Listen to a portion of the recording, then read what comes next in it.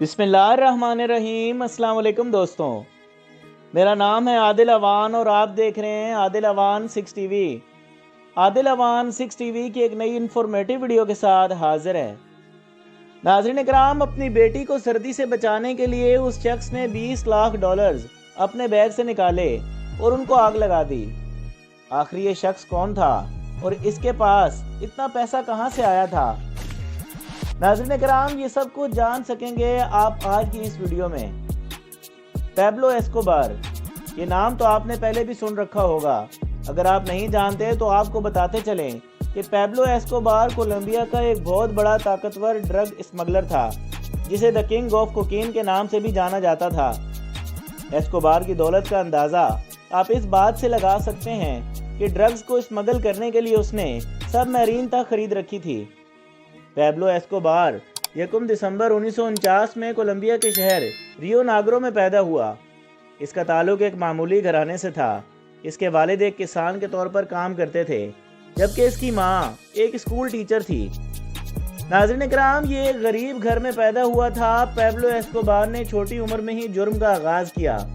नकली ब्रांड के सिगरेट से लेकर नकली ब्रांड की लॉटरी टिकट तक और जाली डिप्लोमे भी बेचा करता था। अभी ज़्यादा अरसा नहीं गुजरा था कि उसने कारें चोरी करना भी शुरू कर दी और फिर उसने 1970 की दहाई के शुरू में कोकीन की स्मगलिंग और ट्रेडिंग शुरू कर दी।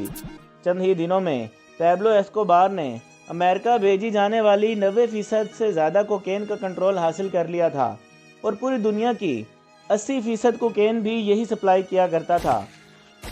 नाज़रीन कराम, अगर बात की जाए सिर्फ अमेरिका की, तो वहाँ डेली 15,000 किलोग्राम की कोकेन भेजा करता था, जो सालाना 5,40,000 किलोग्राम बनती है।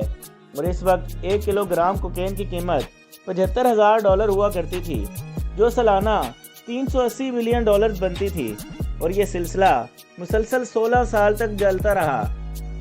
नाज़रीन इकराम, पैब्लो एस्कोबार दुनिया का सबसे खतरनाक ड्रग स्मगलर होने के साथ साथ कोलंबिया की मशहूर पार्टी मेडियान कार्टर का मेंबर और फाउंडर भी था। और वो पहला ड्रग स्मगलर था जिसको दुनिया की 10 अमीर तरीन लोगों की लिस्ट में भी शामिल किया गया था। नाज़रीन इकराम, 1999 में एक मैगजीन ने पैब्लो एस्कोबार को दुनिया के 8वें अमीर तरीन आदमी के तौर पर शामिल किया था और इसकी टोटल नेटवर्थ $30 बिलियन बताई गई थी। लेकिन बहुत सारे लोगों का मानना था कि पैब्लो एस्कोबार $30 बिलियन से कई गुना ज़्यादा का मालिक था। लेकिन सारा पैसा ब्लैक होने की वजह से उसने ये बात पूरी दुनिया से छुपाई हुई थी। इसलिए वो सारा पैसा बैंक की बजाय अपने बड़े बड़े गोदामों में रखा करता था।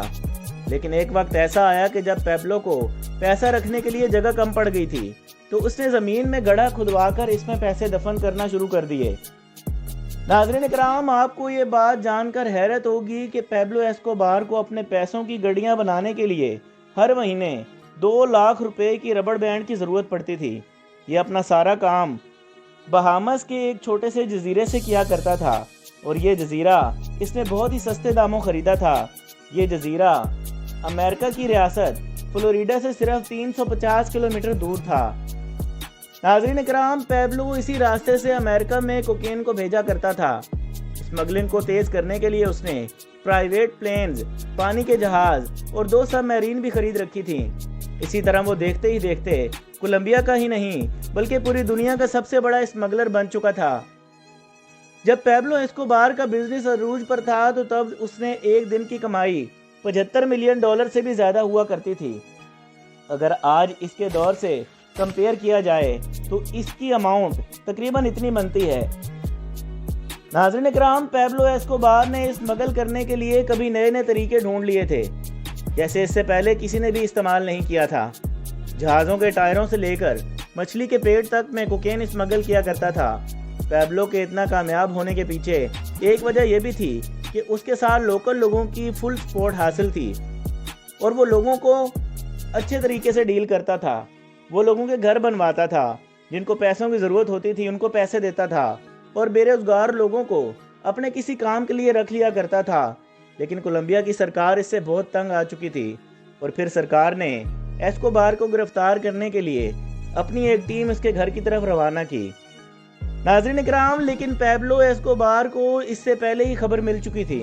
اور وہ اپنے کچھ ساتھیوں کے ساتھ فرار ہو گیا۔ 16 مہینوں کی مسلسل تلاش کے بعد اب جب اس ٹیم کو پیبلو کے ٹھکانے کا معلوم پڑا تو انہوں نے وہاں پر ریڈ کی اور 2 دسمبر 1993 کو پیبلو 44 سال کی عمر میں مارا گیا۔ ناظرین کرام، یہ تھی دنیا کے خطرناک ڈرگ اسمگلر کی کہانی۔ امید ہے آپ کو پسند آئی ہوگی۔ اگر آپ کو یہ کہانی اچھی لگی تو کمنٹ سیکشن میں ضرور بتائیں، اور ہمارے چینل عادل اوان 6 ٹی وی کو سبسکرائب کریں، لائک کریں، شیئر کریں اور بیل آئیکن پر ضرور کلک کر دیں تاکہ نئی آنے والی انفارمیٹیو ویڈیو آپ کو سب سے پہلے مل سکے۔ بہت شکریہ، جزاک اللہ، اللہ حافظ۔